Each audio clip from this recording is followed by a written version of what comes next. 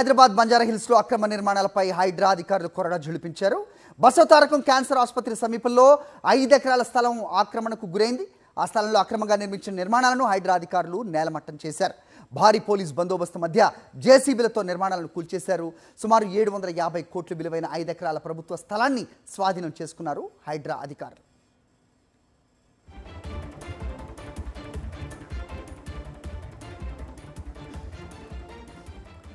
ఇదే అంశంపై అప్డేట్స్ మా కరెస్పాండెంట్ సాయి కిరణ్ అడిగి తెలుసుకుందాం.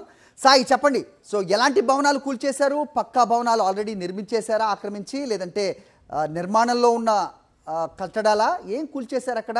దాదాపు 5 ఎకరాల స్థలం ప్రభుత్వం స్వాధీనం చేసుకుందని తెలుస్తోంది. ఏంటి మీద ఇన్పుట్స్? సరి షేక్పేట్ మండలం బంజారాహిల్స్ రోడ్ నెంబర్ 10 ఏదైతే నా వెనకాల కనిపిస్తుందో కమాండ్ కంట్రోల్ సెంటర్ పక్కనే ఉన్నటువంటి ప్రైమ్ ఏరియా ల్యాండ్ సుమారు 5 ఎకరాల ప్రభుత్వ స్థలం. ఇది అయితే బసవతారకం క్యాన్సర్ హాస్పిటల్ ఎదురుగా ఉండేటువంటి మనం మొత్తం ఖాళీ స్థలాన్ని చూస్తున్నాము. అయితే గతంలోనే ఈ 5 ఎకరాలలో 1.5 ఎకరాలు జలమండలికి వినియోగించక మరో 3 ఎకరాలు రెవెన్యూ ఆధీనంలో ఉంది. అయితే ఈ మొత్తాన్ని కూడా వీఆర్ ఇన్ఫ్రా పేరుతో పార్థసారథి వాళ్ళ కొడుకు విజయ్ భార్గవ్ అనేటువంటి వ్యక్తులు గత కొన్నేళ్లుగా కూడా ఇక్కడ కొన్ని షెడ్లు నిర్మించి కొంతమంది వాళ్ళ అనుచరుల గూండాలతో ఇక్కడ ప్రభుత్వ స్థలాన్ని కబ్జా చేశారు అనేటువంటి ఆరోపణ ప్రభుత్వం నుంచి. సో దీంతో అటు రెవెన్యూ అధికారులు జలమండలికి కూడా స్థలం కేటాయించారు. వాళ్ళు కూడా హైడ్రాకు ఫిర్యాదు చేశారు. సో ఈ స్థలాన్ని వాళ్ళ కబ్జా నుంచి విడిపించాలి అనేటువంటి హైడ్రాకు చెప్పడంతో హైడ్రా తెల్లవారుజామునే వచ్చి ఇక్కడ ఏదైతే కబ్జాలో ఉన్నటువంటి షెడ్లను కావచ్చు వీటన్నింటినీ కూడా పూర్తిగా కూడా కూల్చివేశారు. అయితే ఇది షేక్పేట మండలం బంజారాహిల్స్ రోడ్ నెంబర్ 10లో ఉన్నటువంటి ఈ రెవెన్యూ నెంబర్లో అయితే సర్వే నెంబర్ను మార్చి ఫేక్ సర్వే నెంబర్ను పెట్టి ప్రతిసారి కూడా కోర్టుకు పోయి దీనిపైన స్టే ఆర్డర్ తెచ్చుకోవడం, సో ఇవన్నీ కూడా ఆయన పార్థసారథి చేస్తున్నాడు అనేటువంటి ఆరోపణ ఉంది.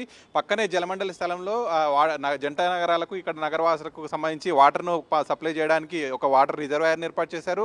దాన్ని ఎక్స్టెండెడ్గా కూడా ఈ స్థలంలో వాళ్ళు మళ్ళీ వాటర్ రిజర్వాయర్ను కట్టాలని జలమండలి చూస్తుంది. కానీ మరోవైపు పార్థసారథి కావచ్చు వాళ్ళ కొడుకు ఇక్కడ అయితే వేట కుక్కలను ఈ కుక్కలను వీటన్నింటినీ కూడా పెట్టి వాళ్ళ అంచర్లను పెట్టి ఏకంగా ప్రభుత్వ అధికారులనే ఇందులోకి రానివ్వకుండా కబ్జా చేశాడంటే ఆయన కబ్జా భాగవతం అనేటువంటిది భారీ స్థాయిలోనే కనిపిస్తుంది.